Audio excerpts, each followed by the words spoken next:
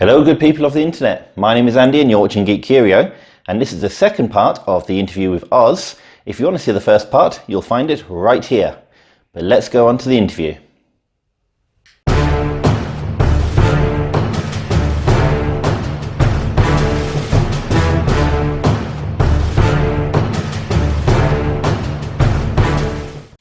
Obviously, we just talked about how you got into miniature painting. My next question is going to be what sort of inspiration you get when you're chopping things up? Other than the Dr. Frankenstein movies, of course. Obviously, I do get inspired by some of the people I see online, but I haven't really been into the social media side of things. Like I said, I only got on Twitter a couple of years ago, just over. Most of the cool conversions I saw were, I didn't do like loads of research, so it was mostly one of my close friends who was very much into there was lots of blogs he followed, and he'd follow these blogs, and every so often he'd say, "Oh, you got to check this out," and he would show me something really cool someone had made, and I would find those like inspiring and think, cool that someone thought to do that. Usually the first thing that would pop into my mind was how many kits did that take? How expensive was it for them to do that? In terms of what inspires me to make the things, I'll often get an idea. There'll be like the spark. There'll be like the concept, the original concept from somewhere. And then after that, it's a very fluid process. I don't do any planning really. I can't. A recent conversion I did for Nurgle Night, I did one sketch. I did one sketch based on a mistaken glance at a photo from GW. So I'll explain that. So the way that worked was I saw a photo of, I'll try and find it and send it to you later so you can see what I mean. Okay. I saw a photo of the new Chaos Knight. The Chaos Knight. Knight Desecrator. Comes with some sort of like mini volcano cannon and a gauntlet or something. I looked at that, I glanced. Now, one of the two slightly different angled photos, so one of them it doesn't work, but I can find the other one. The other one is at a very specific angle, and I glanced, and the banner between its legs, which is like a torn triangular banner, just sat just beneath the barrel of the gun, and at a glance, it looks nothing like it when you're looking at it. But I glanced, and I just said, "What? Has it got a scythe?" No, it's not a scythe. And then my brain went, what if it was a scythe? And I could not let go of it. And I'd already done another knight conversion for a Cornate knight for one of my friends who collects like exclusively Cornate Chaos. My other friend collects Nurgle Chaos, and that's Kraken Doom Cool, who's one of the blog contributors. So he collects Nurgle, and so I thought, and I did the Cornate Knight as a Christmas present, like a surprise Christmas present. I'm going to do the same thing for Kraken Doom Cool. Is this a surprise? Do I need to edit this out? No. It was meant to be a Christmas present, and I gave it to him a couple of weeks ago for his birthday. I ran over a touch. It took me 7 months instead of the insane 2-month time I was hoping to do it in. So that was the little spark, was the glance of the photo. I did one sketch. I'll send that to you as well. It doesn't necessarily look just like the sketch, but that was just big idea. And then after that, it was pretty much, what do I have? And then just start doing stuff. As I'm building, I'm going, oh, that doesn't work like I expected, but what can I do with that part? And then I'll offer bits up. And then just go, yeah, that looks kind of right. I'll put that there. Oh, there's a hole there. What can I put there? Oh, I can put a mouth in there, or I can do a tentacle come up there. And I know you wouldn't have thought when I did the sketch, there'll be a mouth. I don't know what that area, I can't imagine what the area is going to look like until I've gone there and done a bit. And my thinking is, people say, like, oh, you do so much work and then potentially cover it over. GW also do this. There'll be very detailed internal parts of rhinos, or there'll be like a detailed hatch, and then there's a piece of plastic they tell you to glue over it and stuff like that. Well, so I'll do all these bits, and then I operate on the assumption that I'll do this thing. I don't know if it'll work. If it doesn't work, I will just cut it off and put something else there. And I try not to get too attached to it. Even if it looks nice, I like to see it as it was an opportunity for me to practice that thing that I did. Yeah, it's very fluid. As I don't know, I have no idea how it's gonna end up looking. There's no real plan. I did another thing also for Grackham Doom Cool, but that was 9 years ago, and that was a looted Carnifex. And I know where that idea came from. He had told me about, he collects F skulls, and so I know he's into like orcs, and he's into like cool like looted things, and we saw a looted Carnifex at Warhammer World, and they looked quite cool. There was bits I was like, I like the idea, yeah, I think I've done more with that, I think I've done one there. And I still didn't know at the time I was going to do one. And then he showed me some pictures, and then we Googled looted Carnifex, and so a few people had done them using parts from the cans or whatever to replace arms, and like an orc sitting on top with like wires going into the carapace of the Carnifex.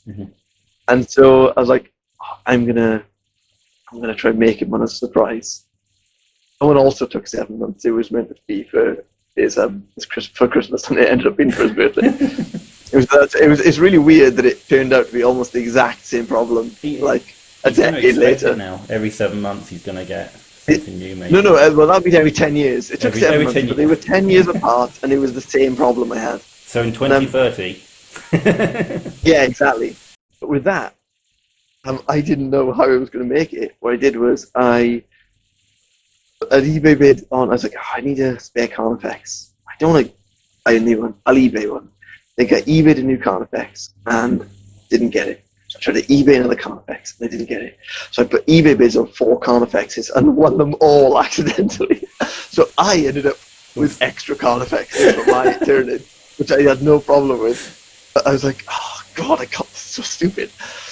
The other thing I put a bid on was an orc, just like a job lot. It was just like a random box of bits. In there was a whole metal Gazgul. Oh wow! Yeah, I couldn't believe it. I was like, why didn't they sell this separately? This was 10 years ago. There was no Gazgul like on the horizon. They're using it, and there was like an orc buggy and a few other bits. I was like, okay. So I started getting these things and breaking them apart, getting the buggy, seeing what panels I can make, shifting things around. And then there's that point where you go, okay, no guts, no glory. Saw the back off the Carnifex, stick a flatbed on it, build some walls, see what I can do. Can I cut his arm off? Can I jam this claw on there? Oh, the claw doesn't work if I put it the same angle as his old claw. What if I flip it around? So it's like an uppercutting claw. And it's just, again, completely fluid process. I did not know what it was going to look like. Excellent. So yeah, it's I think so. The inspiration comes from what the conversion looks like moments before I need to be inspired. I think the people inspire me to try harder, but to do the things, it's very much just trying to figure out what can work with what I have. Absolutely. I mean, just going back to obviously the people that you talk to, you have actually done quite well in fostering quite a following and a community as well, because you have the hobbyists Discord channel, you've got the blog, and you got some Twitter as well. But yeah, so that how did all this come about? That's quite interesting. It started with the blog. So we were friends doing stuff, and I think it started with we had a WhatsApp chat with a bunch of people. And me and one of the other the guy who wanted to start the blog, and him were talking, and we were posting things into our 40k WhatsApp group, and realized that the only people that seemed to be paying any attention to our models and giving us loads of feedback were each other. And we're like, there's like 9 people in this group. Why are we still posting things in there when we can just post them to each other? And We were thinking, well, the whole idea would be you'd post them in front of a bunch of people who are interested in your hobby, and then they can give you feedback. But we weren't getting it. So, get some. It wasn't like they completely ignored us, but often we would get nothing. And these are people that A, were in a group specifically about the hobby, and B, we're our friends. So we're already speaking to us. And most of the chat they got involved in was just like catching up rather than hobby, though. So he said, well, I've been thinking about starting a blog. I was like, that's a cool idea. He said, do you want to do it with me? I don't know how much laugh it'll be. And he said, I'll podge something together and see, and we'll just try it. It's like, okay. So we did that. And one of the other guys said he was interested, so he joined in. And that became a thing. Tried a bit too hard to start off with. We were posting there were like 3 articles a week the first month or two. Really, it was things we'd already done, so we had a backlog of things we could upload. Helps to not have an empty page as well, though. Yeah. And we found that that we didn't get any visits from. We'd get visits from Google because on the blog you can see where you get your clicks from. We get visits from searches but no replies, and the golden, the holy grail would be comments, like people giving us feedback and letting us know what they think. Not just, I don't want people to just look at my stuff and go, oh, that's amazing, that's so cool, because I won't develop if people just tell me everything I do is great. So what I want, it's nice, don't get me wrong, I do enjoy it. I like someone giving me affirmation that what I'm doing is right. It would also be nice for someone to say, like constructive criticism, like, oh, that's really cool what you did there. Have you tried doing this? Check out this guy's work. Look at this thing we did. Or maybe try this technique or this material or something. But we had almost nothing until we were stuck, and then some other bloggers started to notice us. So I think we realized there were a few avenues that were good for getting people in. One of them is the blog is called I212. I think it's maybe a Polish guy that it's like a huge hobby blog, but it essentially is it'll basically publicize all rumors, everything. It doesn't like sort of market itself as the be all and end all. It's just everything, and there's loads and loads of traffic goes through there, a lot. And he does some cool things, like he does a what's on your tabletop. And he will accept anything, so when you finish something, you send it to him with 8 pictures, you email him, and it'll go on his thing on what's on your tabletop with whatever message you put in your email, just an introduction to your mini. And when those came out, although we weren't getting replies, what we didn't realize is if you went to his post, his own blog would get loads of replies to your thing. Would never click on the link to the origin. Right, so he was basically getting your comments and likes when you were. We were still happy to do it that way. I was fine with him getting the visits, and because he was still giving us publicity. Yeah, exactly. Yeah. But the exposure didn't seem to be worth a lot. Although, if the main thing, we're not looking for fame. If we're looking for feedback, all we have to do is remember to go there. And so see what's been said. You would know when it got published because we'd suddenly see loads of hits from his website. Oh, that's cool.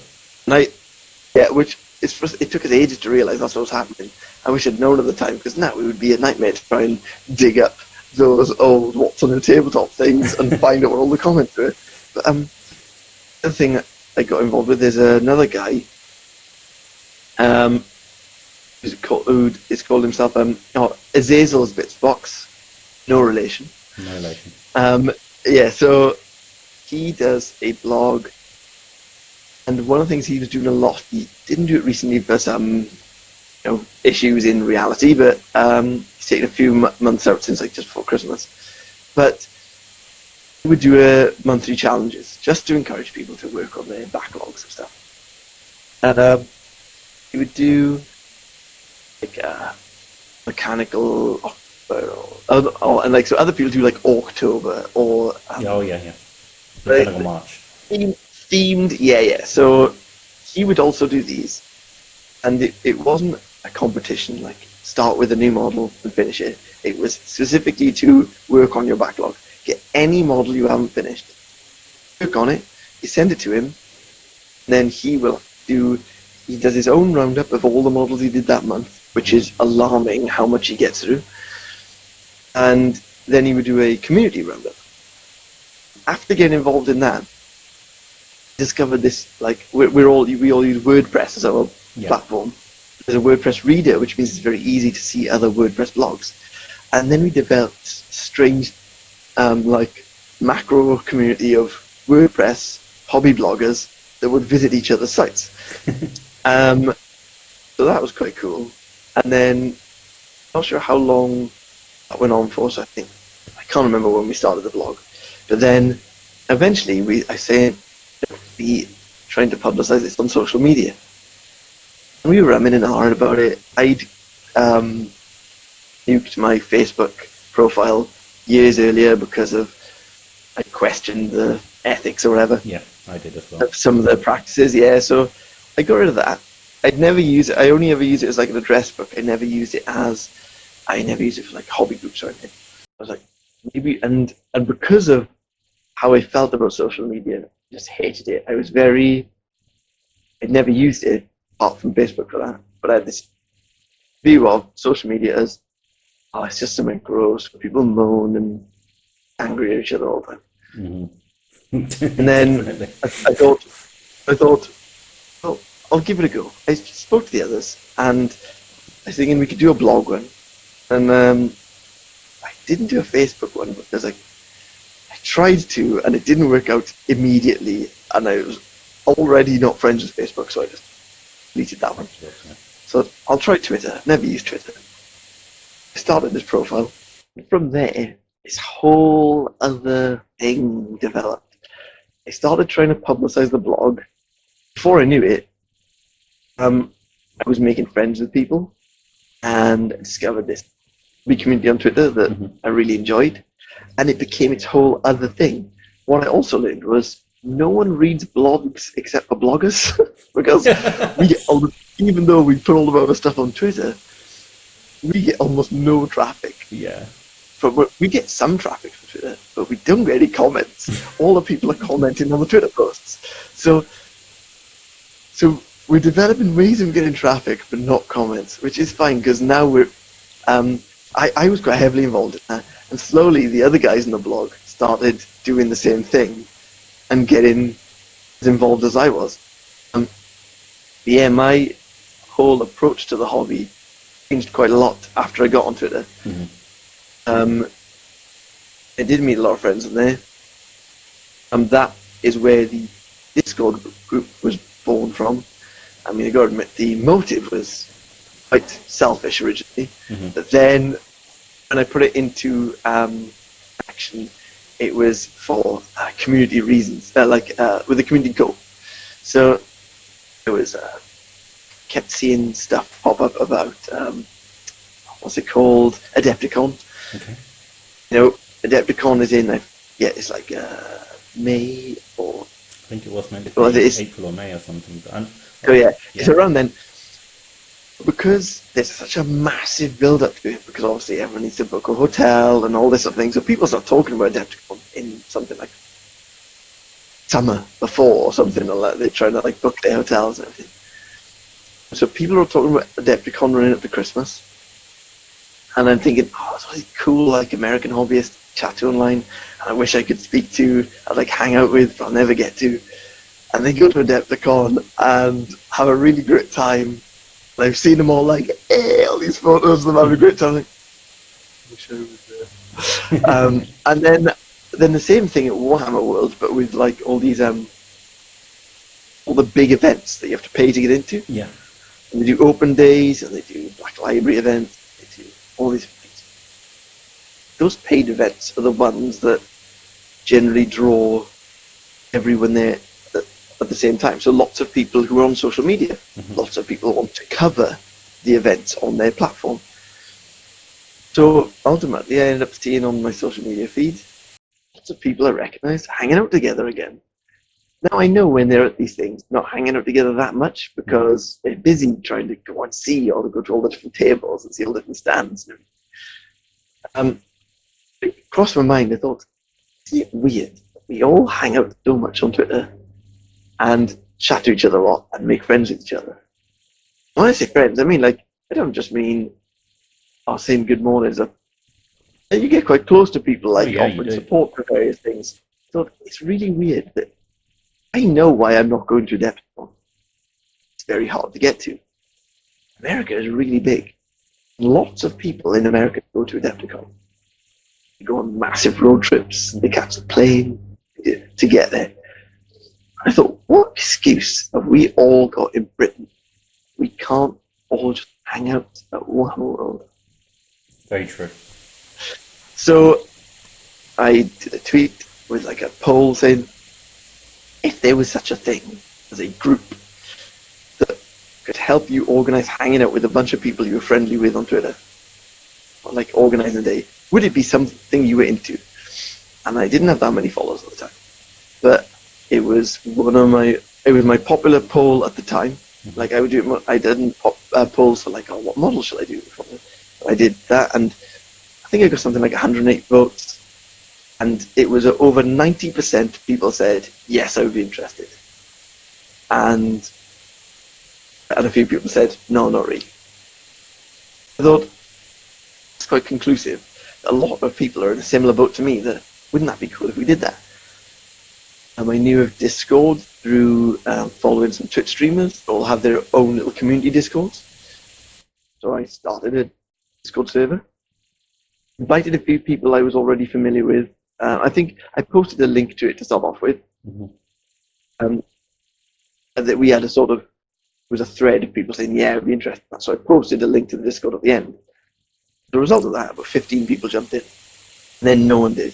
So I think a few weeks later, I posted it again saying, hey, anyone's interested?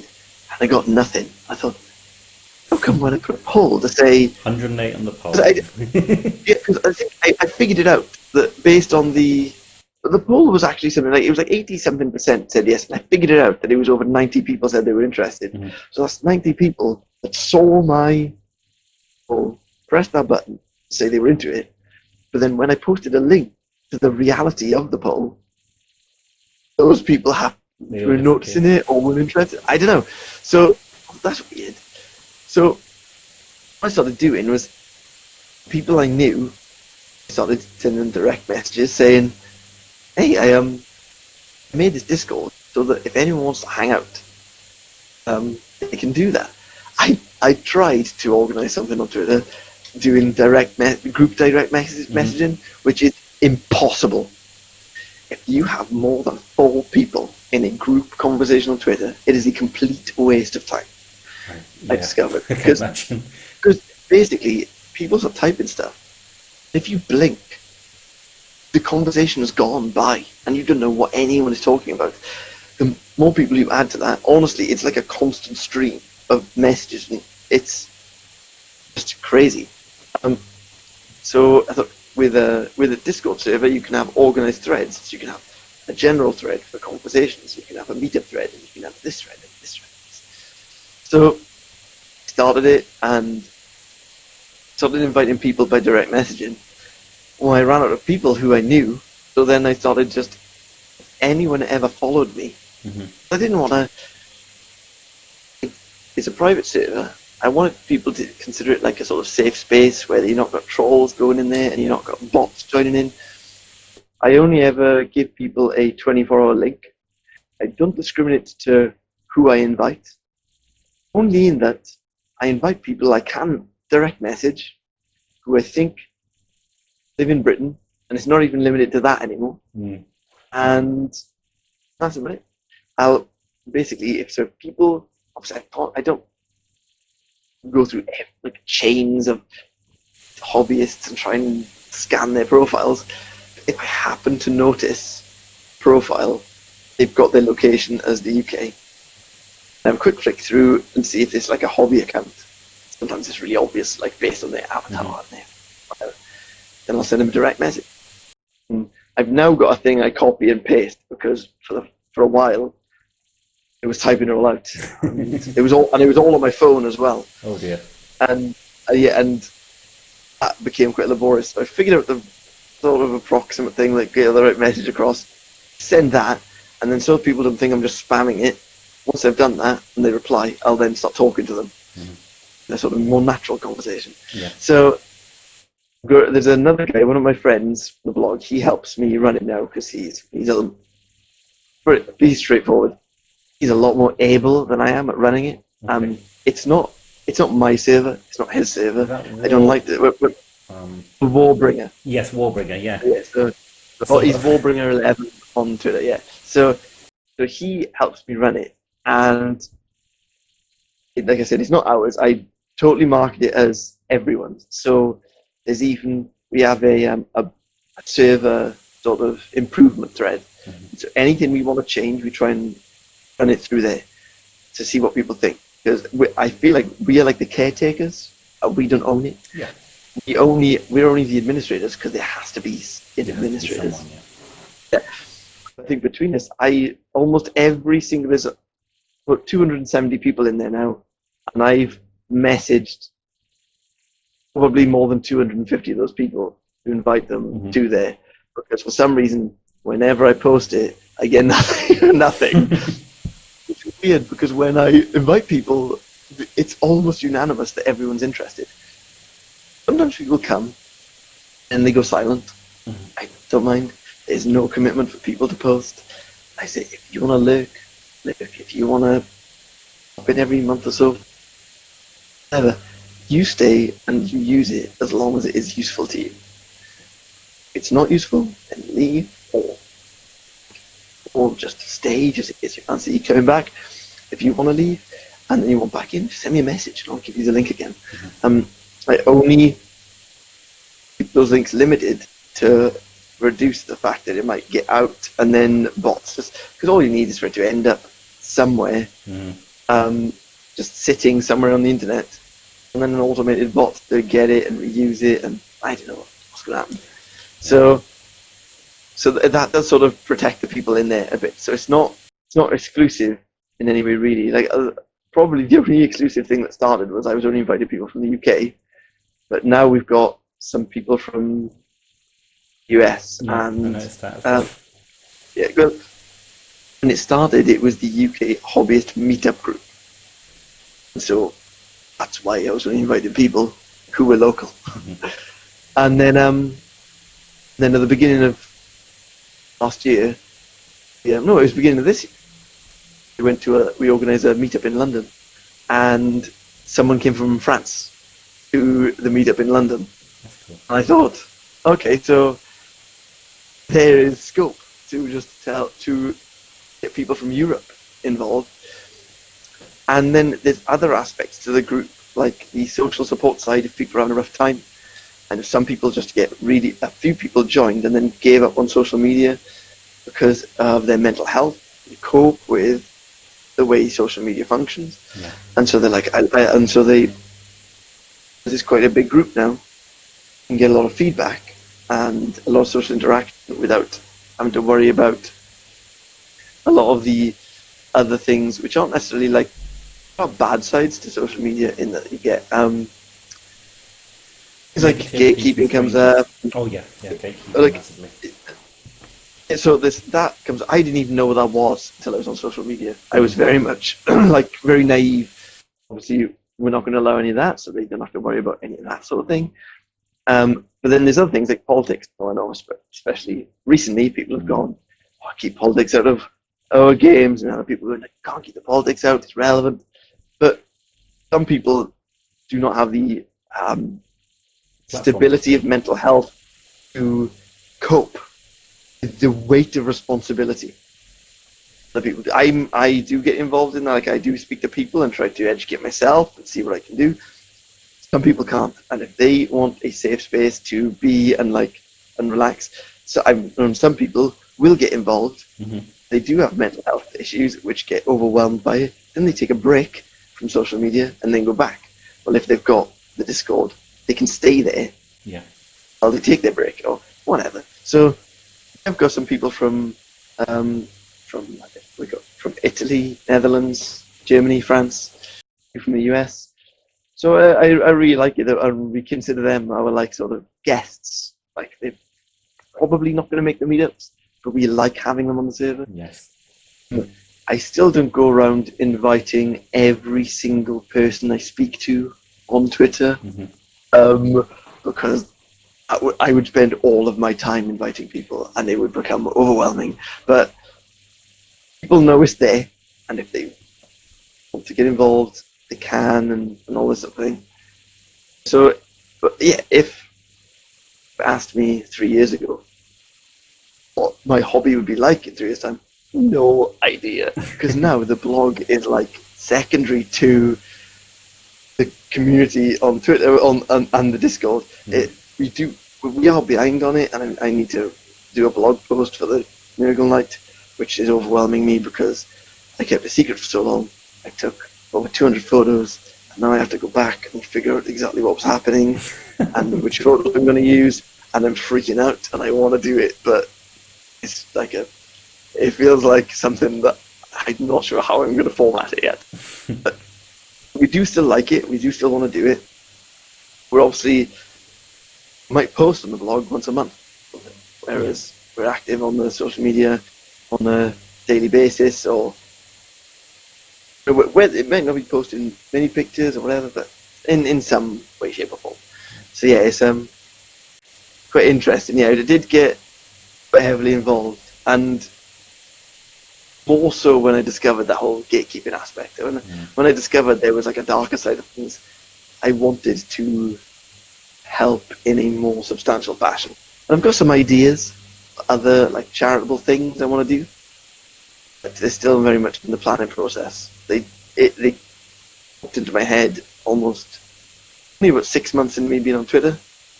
Still didn't know how I wanted to do it. Now I think I know how I want to do it, and I need to figure out how I'm going to execute it. But I'm working on like logos and who I need to speak to and this sort of thing. What I can do, is there any sort of red tape I need to cut through for this, that, and the other? Because I'm not great at organising stuff. Fortunately, I've now met lots of people who are amazing at organising stuff, so I can pick their brain. It's always useful. The thing that I love about Discord, I mean, obviously you invited me into this one, and thank you very much. I'll be honest with you, because I spend so much time on another Discord, because I'm with the Goblins of Mordor one, and with them, what I found is I don't need Twitter anymore, and I left Twitter for the same reasons that a lot of people did. Odd enough, gatekeeping happened to me. And it made me resent the hobby for a little bit. Yeah. Exactly, but I mean, I think for the people on Twitter who are obviously opposed to it, then I think like one of the ideas would be we could all leave and then form private communities, but then that would be, unless we all somehow agreed on the same server to go into, This is going to happen again. Yeah, we've essentially done what they wanted, which is give them their hobby space, which would be that social media platform. So instead, there's a lot of us banding together going, well, actually, no, we want to let people know it's okay. And so I'm like, when you told me that you left because of, I didn't know it was because of gig. You mentioned that you had some bad experiences, but if I'd been around at that time, I would have happily jumped on, got in touch with you, and said, "What happened? Do you want to talk about it?" Blah blah blah, and then confront the issue and try to let people know that what way you enjoy your hobby is okay, because it's not really your hobby, my hobby, that is everyone. Yeah. So if you want a part of that, you have your rights to a part of it. I mean, and you contribute to, even if you want to be part of like a hobby community, then you are part of that community. People don't get to decide whether you're part of that community. Once you choose to contribute, that's it. Yeah. Exactly. But then the trouble is, I've seen, especially when Games Workshop recently posted their thing about on the various platforms. That was brilliant. yeah, exactly. And it said, the thing at the end was, you will not be missed, You will not. Yeah. and people started like chanting that. And so the thing is, you then get prospective gatekeepers who are trying to control the area of the hobby, whatever it is, saying, "Oh, you say you stand against gatekeeping, but you are gatekeeping by saying I'm no longer welcome." And then we're all saying that you are no longer welcome only applies to the people that are trying to cut people out. So you'd have to admit you are trying to cut people out of the hobby to acknowledge you are a target of that statement. And so yeah. So are we gatekeeping against gatekeepers? Is that okay? I think so. Every Everyone was just nice, there would be no gatekeeping. Yeah. Some people are not nice. We're trying to create a space for those people who want a nice community and want to be nice to each other. It's really weird that there is a community of people that want to restrict other people's hobbies and want to be mean to It them is weird. Yeah. and think it's okay or normal. Like that's what I find interesting. I find it difficult to empathize. I actually had an interesting conversation with someone recently. Someone said something. It was in support of a known YouTuber who is regarded as being very, as in like almost a spokesperson of It's gatekeeping. not the one about the I can't say it, and I won't say it on my channel. But Exactly. Yeah. it was to do with It, goblins or something. no, no. Well, House goblins. I don't remember. I don't know where it came from, but this person who has a YouTube channel, lots of people apparently like it for the law and the law usually posts. And I wasn't familiar with him because I don't really go into all these different things. Even the social, like even the YouTube channels and the streams that I want to be involved in. Oh, I've got a bit more time for now, very recently, but I haven't. I've got family, kids, get a few free hours a night, spend it on hobby. I mean, I even have to choose between do I write a blog post or do the blog hobby that the blog posts are meant to be about. But then I saw this thing on Twitter, and it was this guy who has been questionable for a number of years, and people were saying, finally, it's out. There's evidence that he's actually like this. And there was screen captures from like a private Discord server that he's in, and the way him and his mobs were talking. And someone came out, not in support of him, but sort of accepting that it was okay that he was there. He was going, well, I'm happy with his law posts. What he does in his own space is up to him. And I made some sort of joke. And I did feel, even though it was at someone that I felt shouldn't be supporting this guy, I did feel a bit bad about it afterwards because I expected he was just trolling and whatever.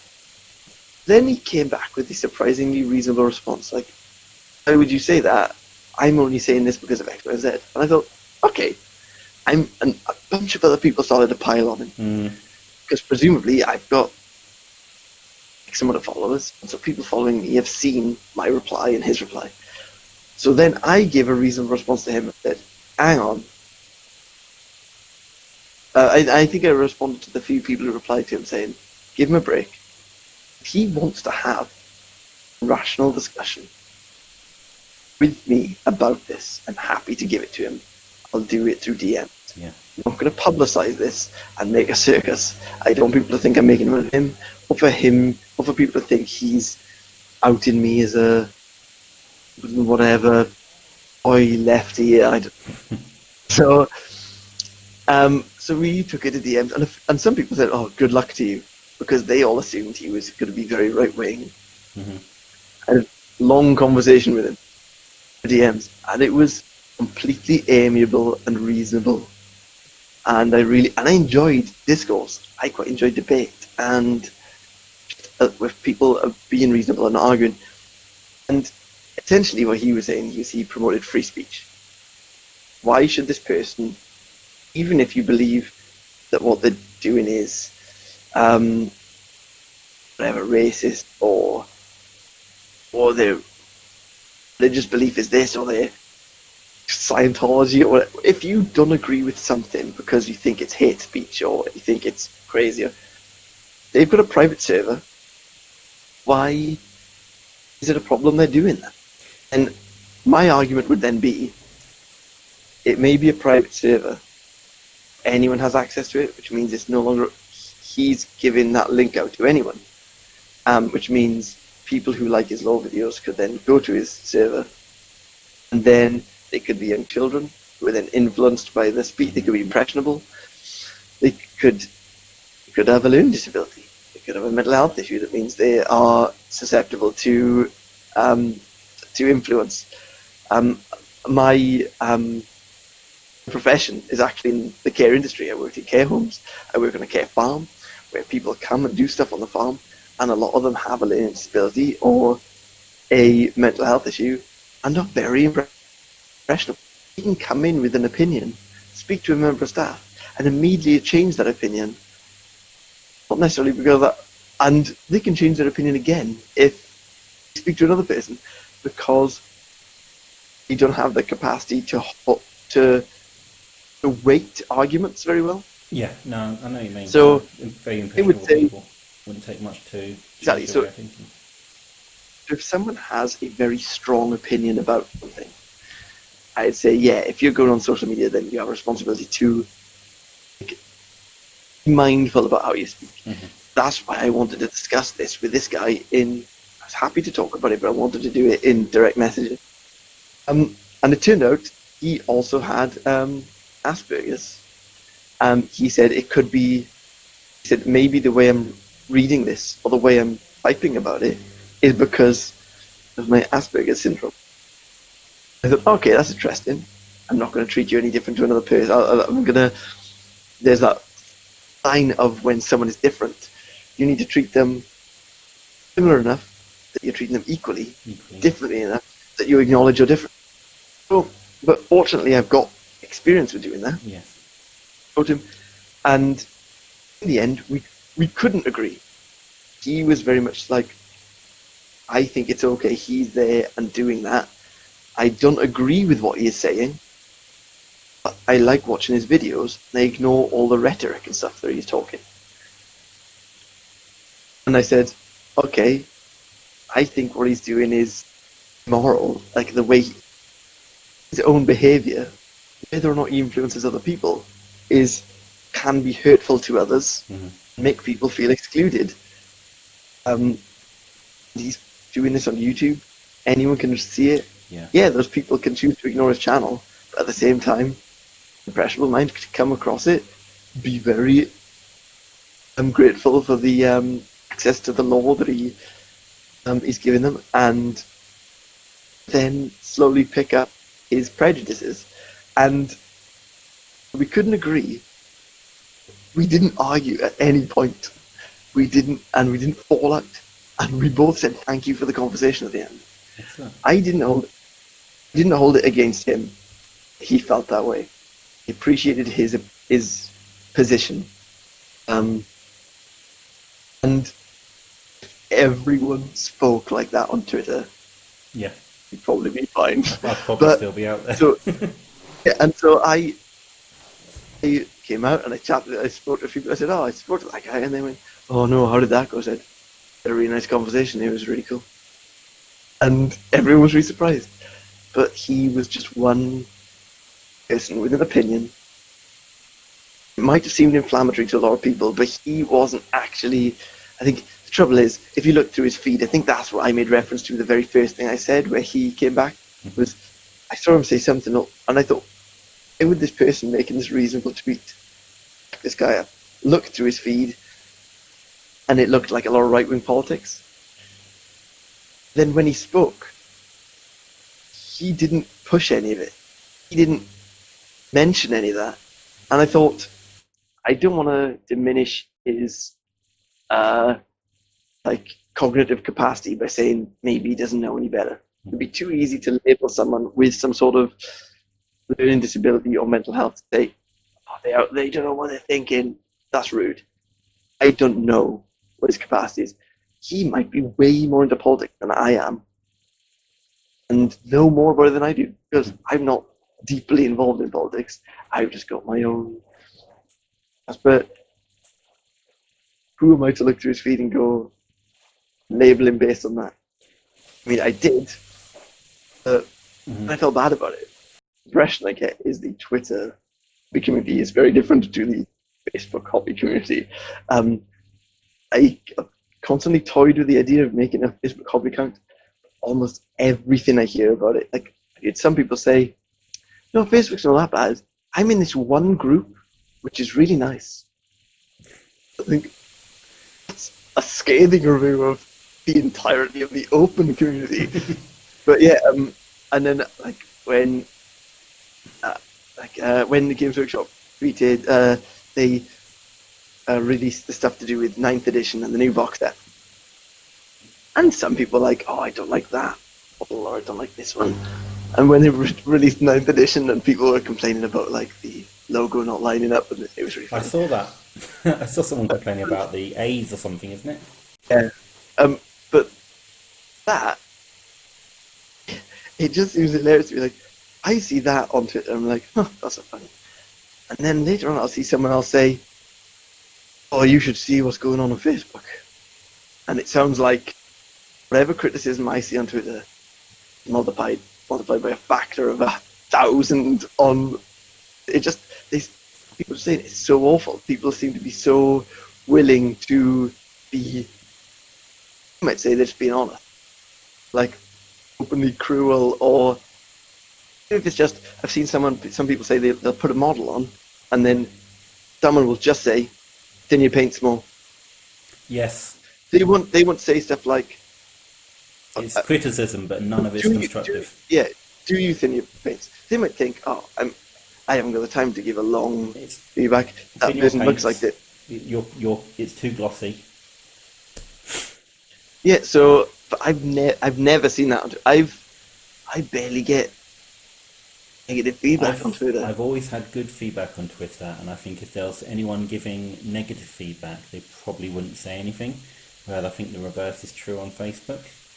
But I think Discord is the winner because, like I say, you're stripping out, you're controlling your own community, and people understand why that needs to be. You're getting rid of all the. I wouldn't say it's gatekeeping at all. I think people might think it's gatekeeping, but it's more. Here we go. Here's a safe space where you can show your models, you can show your minis, you can share tips.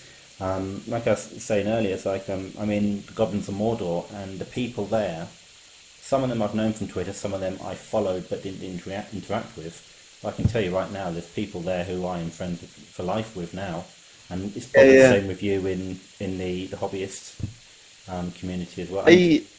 I'm probably a very small fish at the moment, but I went to a meetup in Manchester, and I stayed over a guy's house with his family, and I know him from Twitter. And now he's and he's not even in the Discord that often anymore. I think he said he'd forgotten about it, and I went to stay with him, and one night, and then the next day we all went to Element Games in Manchester and had a really cool time. So yeah, and he said, oh yeah, come back anytime. I had a really nice time. It was really cool to meet his family. He's got a daughter that's the same age as my oldest son, so it's really interesting to chat to her, and his wife had similar interests to my wife. So and it was really, really cool. I had such a good time. Like, I love these the meetups I've been to. I've been to about 3 in Warhammer World, in London, and in Manchester. We tried to organise a few beginning of this year, but obviously the pandemic spanner in the works. So they'll come up again, but it's not gatekeeping, because the whole concept of the safe space is essentially everyone is welcome if you are nice. That's not gatekeeping. No. You're literally welcoming everyone. And the only people that don't feel welcome are the ones that don't want to be nice. Or the ones that are afraid they might be construed as not being nice. Like, well, just be more careful. Say, would it be okay for me to touch on this subject? And if people go, actually, I'd be very uncomfortable with that, then just don't. So yeah, it's essentially It just, It works. if you are nice and you want to promote a positive environment, please join in. But yeah, the whole charitable project I want to work on, based around that, what I discovered when I learned about gatekeeping, and first time I saw anything about it was prominent uh, hobbyist. Um, she posted a screenshot of a direct message she received that was, and it was from some random, and she put the caption, "Oh look, a message from like a supporter. It's so nice when I get." Oh wait, never mind. And it was when she started to read it. It was brutal, and unless she's a Twitch streamer, so she obviously has lots of people coming there.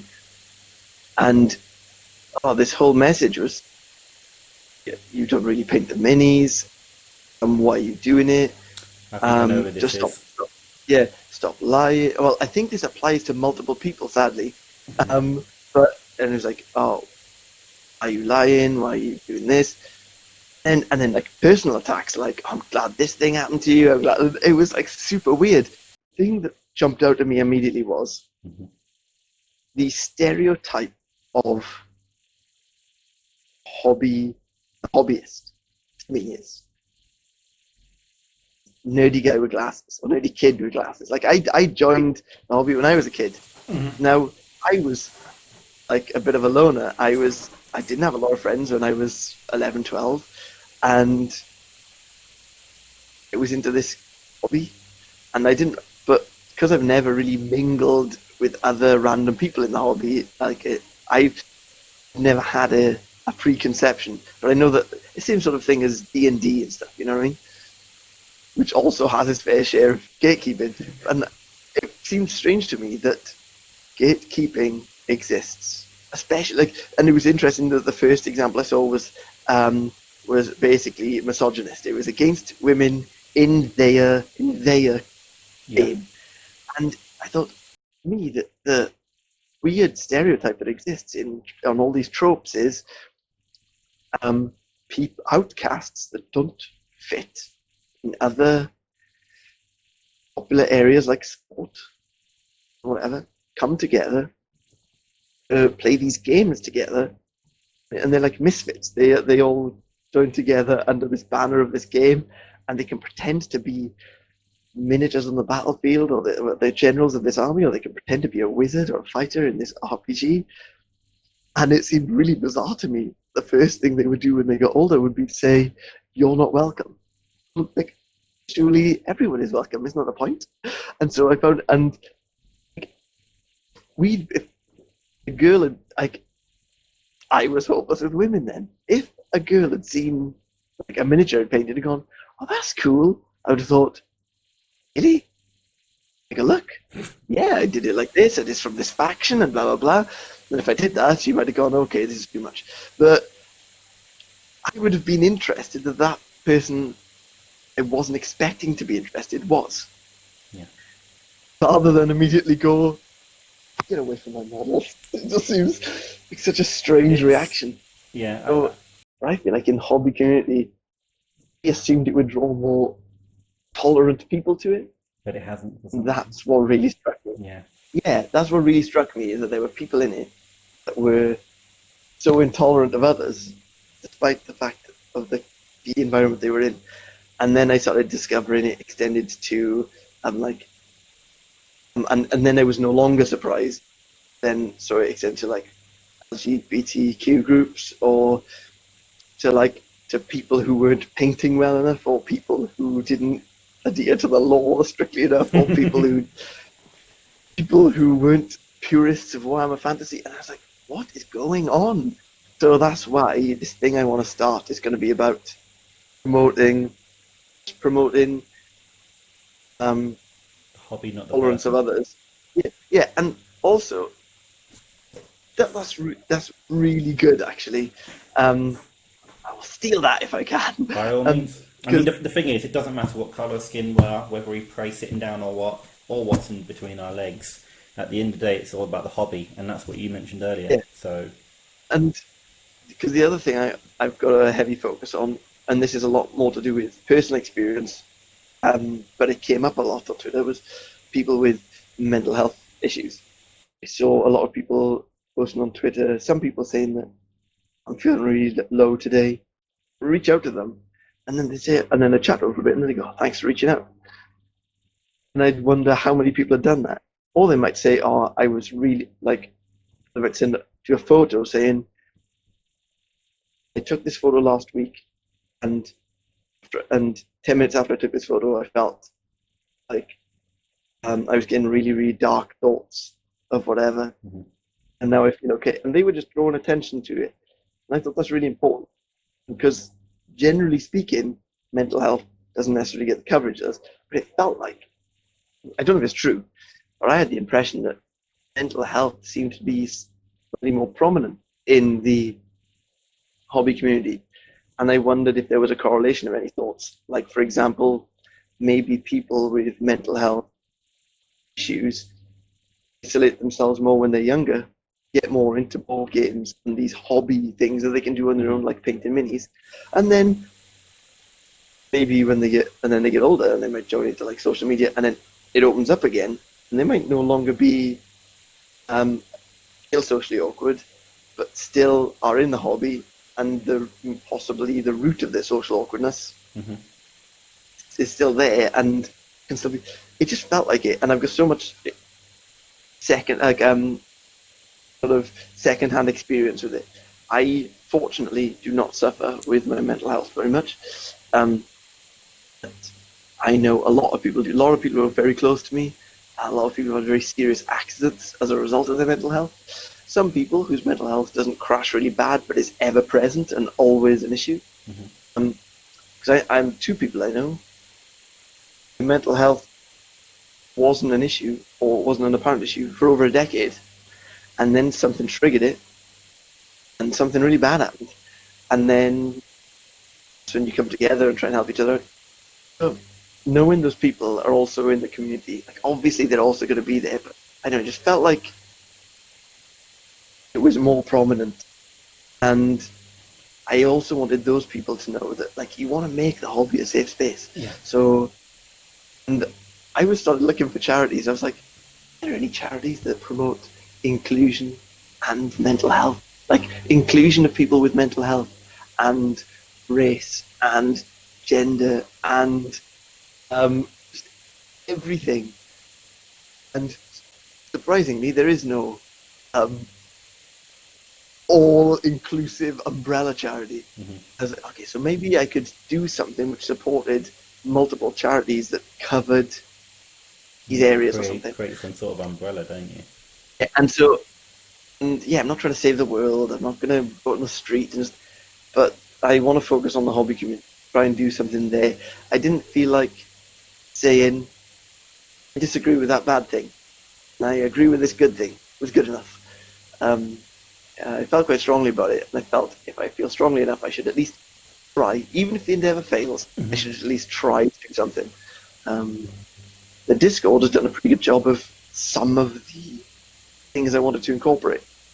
Um, whether that will develop into part of it, I don't know. Is it called But safe space in your Discord? there's a social support thread. So yeah, we have in the Um, other one we have safe room, and yeah, I think the other one that I'm in, Stormfangs, they have a venting room, which automatically deletes every 24 hours as well, so you can just scream into the void. And yeah.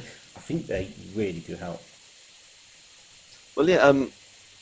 And the one in, because like I said, the Discord I set up primarily for people to help organize meetups. And then, interestingly, one day I went on there, and in the general chat was a long string of replies from different people offering words of support to some person. Then the last thing said, and it became apparent it was from this person. They said, "Thanks very much, everyone. I really appreciate it. I feel kind of silly now. I'm just going to delete it." Oh, actually, no. I tried to scroll up and see what it was all about. And I was about to read. I found the original post. And I got one sentence in and it disappeared. I scrolled down and saw the guy's reply saying, "Thank you, everyone." I feel a bit better now. I've deleted it. Feel a bit silly, but I really appreciate what everyone Yeah. said. I was like, what's that about? And I was like, I hope he's okay. I'll DM him. I hope he doesn't. I'll let him know that I can leave him alone if he wants to distance himself from it because maybe he feels embarrassed. So I messaged him and said, "Are you okay?" And whatever, touched on it. And he said he felt better and he was really grateful for what people said. And it dawned on me. I thought that was really cool that all those people were there to help that person, but it was nothing to do with hobby. And some people don't have, again, the mental fortitude to support another person who has a mental health disorder. Yeah. Some people are very willing. Now, and also, if someone says, I'm having a really bad time, I want to quit my job, and if someone gets really low and starts going in the main thread, who's going to want to say, so I painted my Gazgul, check this out. You're going to feel like really awkward and paralyzed by when is it okay for me to post hobby again? In an effort to help people who might benefit from it and to those people that still want to be able to post things but don't want to damage that stream of thought. Thread. Yeah. So I just said in the main thread, I said, what do people think about there being a thread for people who want some sort of support for having a bad day or whatever, to go in there, be able to talk, and loads of people just went, I think it's a great idea. So I just made this, and I probably thought about the name of that thread longer than it was necessary. I was like, I don't want it to sound patronizing. I don't want it to be. So I just put social support. It is a social support group. It's if you feel like you need support from someone, you can go there, and it's us. People It's do your check social out. network. It does work. It does work. I've seen it work. Yeah, and loads of people have been in there for a variety of, like, whether it's a bad day at work, a mental health crash, a relationship breaking down. Loads of people have used it and have got the support they wanted, and it's really benefited them. And I feel like really proud of the fact that I associate with a group of people who essentially don't know each other, who are willing to provide that much support. And even the catalyst for that, the original guy posted in the general, he has since popped in and out of there and said, I think this is amazing.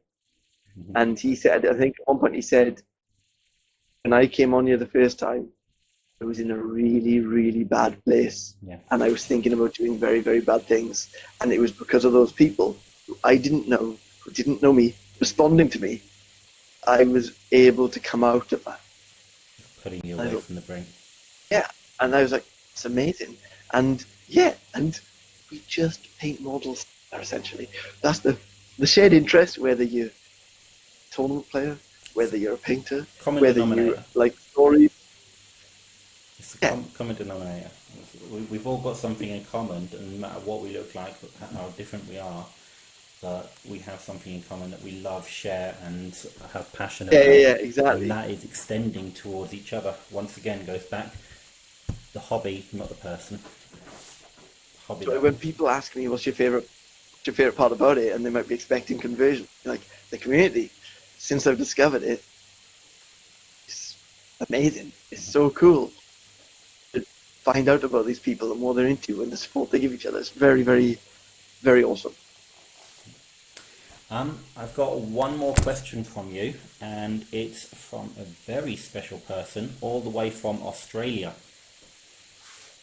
So can you imagine who that possibly could be? I'll give you a little clue. Go on. I know some people. I don't want to say some people, and then not. I'll tell you, just so I don't embarrass you. There's two. No, there are two people that I engage with quite a lot, and that's a guy on Twitter called Zobo, and another one, and there's a girl called she's Eve Winterfang, and those are the two people I have semi-regular interaction with. Ms. Eve Winterfang would like to know. Yep. about your slow descent into Nurgleism, and make sure he knows the question is from me. Yeah. That is literally what she has So, said. so there's it's a running joke because I'm a Siege player. I got Siege Demons and I've got Siege Chaos. I got Thousand Suns. I have got an Aligned Chaos stuff. And that only came around when they split the Thousand Suns Codex. So I will have like another contingent. I've done two Nurgle models, two Nurgle conversions. One of them was one of my possessed. So it doesn't have any Nurgle rules. I just did a conversion of a plague bearer possessing a space marine. That was my first one. And then the second one was this Nurgle Knight. And a few people have been ribbing me saying, you're a Nurgle player. You want to do. I'm like, the one was for me was the possessed. Yeah. Yeah, the Nurgle Knight was for someone else. And so yeah, they're like, Grandfather Nurgle smile on you, and like, I'm a Siege player. I'm all good. The worst thing you could have done after that is getting a cold, because then they'll definitely ping you on that. Yeah. But I know Evie's a full-on Nurglist, isn't she? I remember she Yeah, did. so she did the Nurgle Knight, and actually, when she was making it, I was like, that's really cool. She's a Tyranid player as well. She used a lot of Tyranid parts, and I really loved the use of the Tyranid parts. I was just complimenting her. It's really cool. What are you doing there? And then she actually asked my advice for some parts of it, or I think I boldly offered some advice, but only because we were quite familiar with each other. Yeah. And I said, that thing you put there looks a bit like this. Have you considered doing? I said, what do you think? Do you think it looks like that, or are you? And then she went, no, I see what you mean. So then I suggested something else, and she changed it, and she said she much preferred it, and all this. So Nurgle Knight I worked on didn't necessarily. It didn't necessarily take any of the parts she used. She would definitely be one of the people who did a very elaborate knight conversion that inspired me to do like involved knight conversions. I think she did hers before I did the Cornate one as well. I followed her because of that conversion popped up on my feed, and I've enjoyed talking to her as well. I really want to get her on the channel as well. So if you do have a word, but make sure that she still has an appointment on Geek Curio. Yeah, no, I'll definitely pass on the message. So, well, that is all we have time for the interview. So I will say thank you very much for being on the channel today, Oz, and it has been an absolute pleasure speaking to you. No, it was a lot of fun.